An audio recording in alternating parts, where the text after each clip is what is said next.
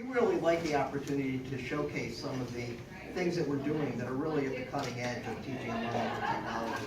And I think the things that you see here, it's hard not to think of them as toys because we tend to use that kind of language. But these are really helping to revolutionize the kind of teaching that we're doing here. I was just sharing with some of our alumni that over 2/3 of our master's students are in fully online programs. So we have thousands of students every year who don't set foot on campus. And I think one of the challenges for our faculty, particularly when they're teaching hybrid courses, where we've got students who are here on campus in classrooms like this, and students who are remote around the country or literally around the world, the challenge is how to find a way to integrate those classes and make sure that every student has the best experience. And I think the kinds of tools that we're showcasing here are the kinds of things that we are doing to help make sure that everybody has that great experience.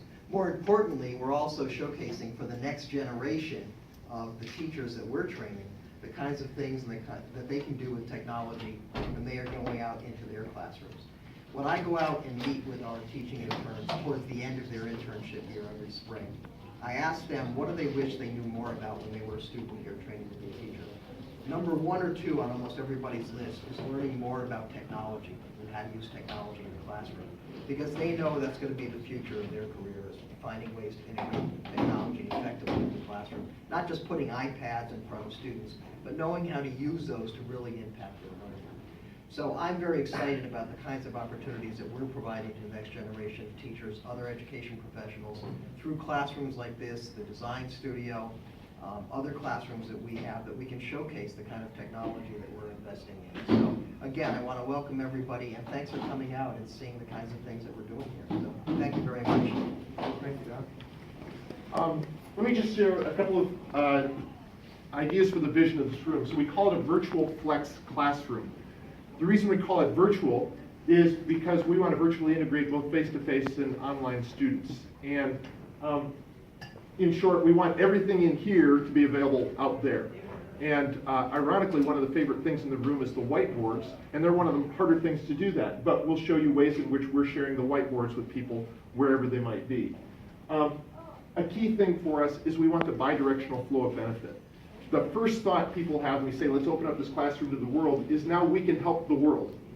We're discovering ways in which the world's helping us, that we bring the value of these online students who aren't here physically, they enrich the class. So we want to be sure that by bringing them in, we have made their lives better, we've also made our lives better. And it really is an important thing for us, this idea that we don't want there to be any sense of the asterisk next to an online degree, right? We don't want there to be a sense that, well, I got my PhD from MSU, but I did the hybrid format, right? Or they say, well, now was that the hybrid format or face-to-face?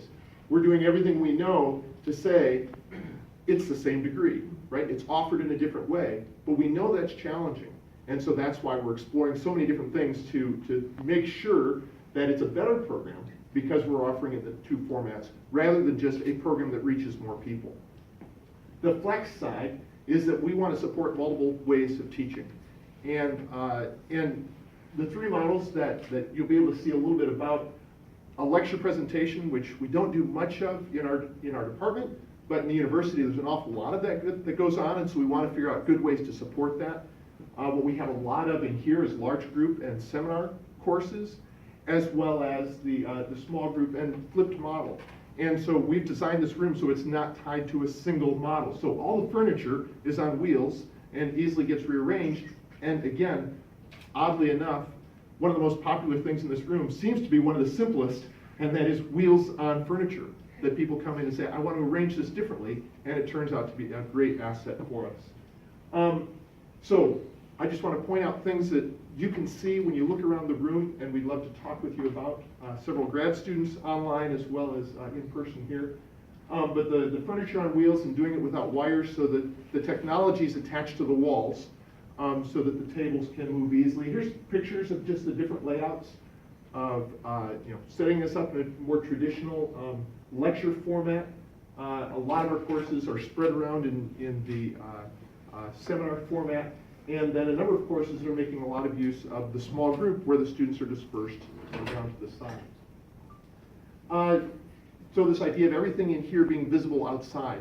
So we have a broadcast that goes out that sends video from this camera as well as this screen to available on the internet. So we can just broadcast what's happening in here.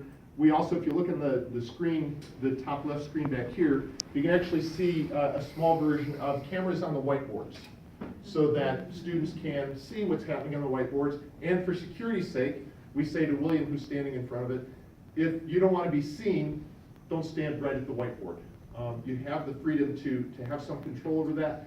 That's something is a work in progress. We're trying to figure out the best way to manage both accessibility and people's privacy. We have what we call balcony seating. And so you can see John, if you can hear us, you can wave. So John's upstairs. He would be like a student someplace in the world, and we call him sitting in the balcony, right? And it does feel a bit like being in the balcony. The class is down here in a group, and you have to say, oh, he's up there. But it turns out to be a very convenient way to add a bunch of people to a class. He can speak to us, he can share his screen, we can have a remote presenter, and his view is what you see over the left-hand side, like he's looking down from the balcony. Then we have our embedded seating. And the idea of the embedded seating is to say, to give people the experience of being like one of the students in the class, both for them and for us. And so that's the robots. And so Nick is the one who's driving this robot right here. And he's got the freedom to move around the room. And I see Amy is on this Kubi here. And if you guys want to move around, you can mingle and say hi to people. You'd be glad to have you have the chance to talk with them. Let me say something about it. Two things happened when we moved to having devices like this in the classroom. The first surprise is that it helped us, who were face-to-face, more than the people who were online. For us, we started to think about them as real people. For them, sometimes they felt like they had this narrow window on the world, and they would rather see a picture like that that lets them see everybody. So surprisingly, the first step, it helped us, but it really did help us. But recently, we had a class, and some of these students were in it, and when they had the freedom to move around the class and literally go up to the professor after class and stand in line to wait ask a question, they said it just was tremendously freeing. They didn't realize how constrained they felt when they were just stuck on the balcony. So you can play with those things, and also William over here is wearing Google Glass, and shortly you'll be able to see up here, so he's got the glasses on. It also gives an embedded view of what it is to experience the class from within the class. And then the last thing is that we want to support bring your own device to make the most of students coming with their technology. And so we have all the devices up here are set up to allow students to share their iPad, to share their, we're working on the Windows version, share their Mac, and put multiple students' screens up side by side, that type of thing. So we have cameras, microphones around the room. The cameras in the center and the back are designed to follow the instructor, so the instructor can walk around and have the camera follow them. We've got lights so that we can get, if people want to record their presentation and get something other than fluorescent lights on the head, we can do that, set up a green screen behind it to try to make it high quality. So lots of things that we're trying. We'd love for you to explore them. Know that this is a room in progress. We've decided to do as much as possible in software rather than having hardware switching.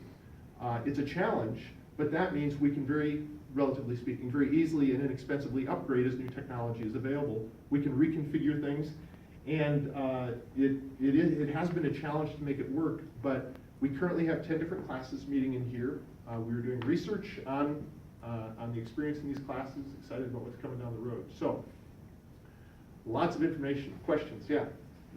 Not quite a question, but I wanted people to know how proud your father would be of you. But also, I'm not his father, but. You might want to explain that context. Yes, yeah. Little known. Like to conjure up in your mind, go back in ancient history, if this was Masterpiece Theater, there'd be swirling fog in here. When I first came over here in 1847, there was only one computer in Sepsi. It was an Apple II, and it had a big note on it from Bill Schmidt saying, to be used only for grant proposal writing. No faculty member had a computer. And so I went to the dean and said, technology's hard, it's going to change the world. We need a computer lab in this building.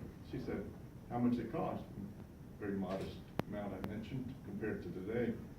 She said, wait, you better write a grant. We don't have that kind of money lying around. She was, so anyhow, Norm Bell was a professor in our department. And he also was close friends with the president of Radio Shack. So Radio Shack donated the first computer lab ever in this building, 20 TRS-80s. Oh, my God. And boy, those things would fly. I mean, the exhaust from the wood burning stove. But anyhow, this same room was set up with 20 TRS-80. People were just going gaga. And I think I'm going to send to the whole college faculty in support of this event was I have a copy. I'm the archivist for the department. A memo from the person who then did the PR for Erickson Hall. It wasn't in colorful form like John's invitation here. It was a typed thing from Dorothy Prowitt, who was the PR person of the college, announcing College of Education has a computer lab with 20 TRS-80s. So John's father, Norm, was a terrific person in moving our college forward. And it speaks to both how technology changed and how you have to keep building on this stuff. Seth, who's sitting over here, is in charge of various forms of instructional computing on campus, and we were talking about how far ahead this building is. I shouldn't say that, should I? Compared to some others on other unnamed Midwestern universities. But we are very fortunate, and John earned his PhD at Berkeley, where they, among other things, once had a dean who went on to be, what, vice president of Apple? So if you'd like to go on to be vice president of Apple, I don't have that aspiration. So we're building on a lot of people's shoulders, but I just thought, John, your dad would be so proud. Yeah. Any other questions about the room? Okay, I'm glad to talk. There's food outside. If you're careful, do what you will with it. But glad to have you look at things, experiment with the robots, talk with us. Glad to interact with you. Thank you very much for coming. And we would love to hear from you and interact with you. There's so much to learn. We don't know it all. We've got a lot to learn. So help us out. How are we doing with the Google?